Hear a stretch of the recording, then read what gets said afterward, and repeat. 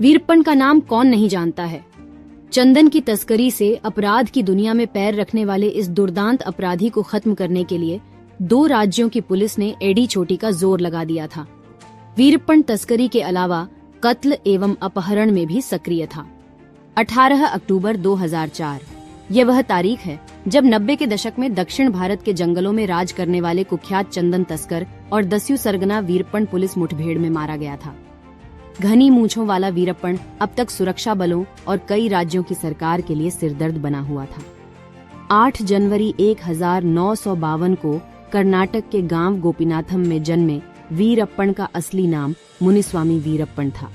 हाथी दांत के लिए सैकड़ों हाथी की हत्या और चंदन तस्करी के लिए करीब 150 से अधिक लोगों की हत्या करने वाले इस खूंखार डाकू की यादें आज भी तमिलनाडु के लोगों की जहन में जिंदा हैं। वीरप्पन पहली बार सुर्खियों में 1987 में तब आया जब उसने दिगंबर नाम के एक वन अधिकारी को अगवा किया था। 90 के दशक में तमिलनाडु के जंगलों में पेट्रोलिंग के लिए पेट्रोल पुलिस हुआ करती थी, जिसकी जिम्मेदारी हीम शहीम गोपाल कृष्ण को मिली थी। उनकी फिटनेस के कारण लोग उन्हें रैम्बो कहकर बुलाते थे। 9 अप्रैल 1993 की सुबह तमिलनाडु के एक गांव कोलाथपुर में रैम्बो के नाम एक पोस्टर में भद्दी गालियां लिखी हुई थीं। यह पोस्टर कोई और नहीं बल्कि चंदन तस्कर वीरप्पन की ओर से जारी किया गया था। इस पोस्टर में गोपाल कृष्ण को चुनौती दी गई थी कि अगर उनमें दम है तो वह आकर वीरप्पन को पकड़े। यह बात सुनकर आग बबूला हुए रैम्बो ने तय किया कि वह इसी वक्त वीरप्पन को पकड़ने निकलेंगे। जैसे ही वह अपनी टीम के साथ जंगल में पलार पुल को पार कर रहे थे, तभी उनकी गाड़ी खराब हो गई। जीप को वहीं छोड़कर उन्होंने पुल पर तैनात पुलिस से 2 बसें लीं और 15 मुखबिरों, 4 पुलिस वालों और 2 वन गार्ड के साथ आगे बढ़े। पीछे आ रही दूसरी बस में तमिलनाडु पुलिस के इंस्पेक्टर अशोक कुमार अपने 6 साथियों के साथ सवार थे। गोपाल कृष्ण को अपने पूरे दस्ते के साथ आते देख वीरप्पन पहले ही खतरे को भांप लिया था। साथ ही उसने दूर से रैम्बो को बस की आगे की सीट पर बैठे देख लिया था। जैसे ही हीम शहीम गोपाल कृष्ण के नेतृत्व वाला पेट्रोलिंग पुलिस का यह दस्ता एक निर्धारित स्थान पर पहुंचा, वीरप्पन के गैंग के सदस्य साइमन ने बारूदी सुरंगों से जुड़ी हुई 12 बोल्ट कार बैटरी के तार जोड़ दिए। तभी एक भयंकर धमाका हुआ और बस कई फीट तक हवा में उछल गई। कुछ समय बाद इंस्पेक्टर अशोक कुमार वहां पहुंचे। उनकी आंखों के सामने चारों ओर शरीर के चीथड़े पड़े हुए थे। इस भयावह दृश्य के बीच उन्होंने 21 शव बरामद किए। इस घटना के बाद कुख्यात डाकू वीरप्पन का नाम देश के हर एक कोने में चर्चा में आ चुका था। वीरप्पन की दरिंदगी का आलम ये था कि उसने एक बार भारतीय वन सेवा के एक अधिकारी पी श्रीनिवास को मारने के लिए अपने छोटे भाई अर्जुनन की मदद ली। पी श्रीनिवास लगातार अर्जुनन से संपर्क में थे। अर्जुनन ने श्रीनिवास से बताया कि वीरप्पन सरेंडर करना चाहता है, लेकिन असल में यह श्रीनिवास को मारने के लिए वीरप्पन द्वारा बिछाया गया एक जाल था।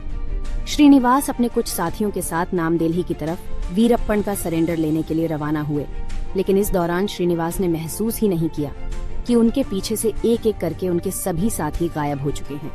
तभी आगे लंबी लंबी मूंछों वाला एक शख्स हाथ में राइफल लिए झाड़ियों से निकल कर आ रहा था और जोर जोर से हंस रहा था।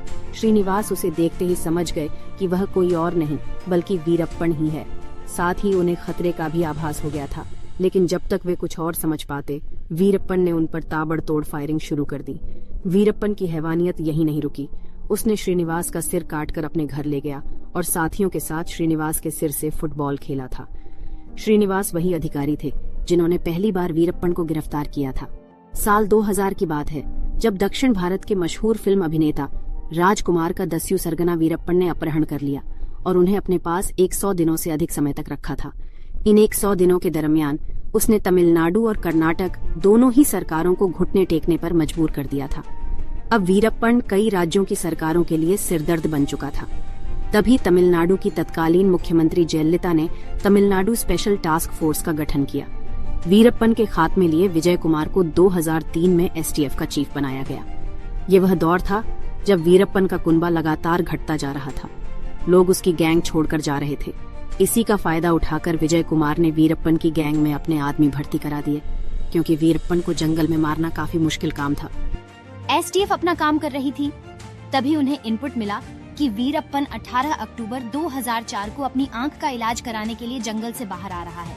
एसटीएफ चीफ विजय कुमार और उनकी टीम इस दिन का इंतजार बड़ी बेसब्री से कर रही थी। एसटीएफ ने अपनी योजना पर काम करना शुरू किया। उन्होंने वीरप्पन के लिए एक एम्बुलेंस का इंतजाम किया। तय योजना के अनुसार एम्बुलेंस में वीरप्पन आकर बैठ गया। इस एम्बुलेंस को एसटीएफ का आदमी ही चला रहा था। तभी उसने पूर्व निर्धारित रणनीति के अनुसार तय स्थान पर एम्बुलेंस रोक दी और उतरकर भाग गया। यह वही जगह थी जहां पर हथियारों से लैस 22 एसटीएफ के जवान मौजूद थे। जब तक वीरप्पन कुछ समझ पाता, उससे पहले पुलिस ने उसे चेतावनी दे दी। वीरप्पन और उसके साथियों ने एम्बुलेंस के अंदर से ही फायरिंग शुरू कर दी। तभी पुलिस ने भी जवाबी कार्रवाई करते हुए AK-47 से ताबड़तोड़ फायरिंग की। करीब 20 मिनट तक चली इस फायरिंग में चंदन का सबसे बड़ा तस्कर वीरप्पन मारा गया।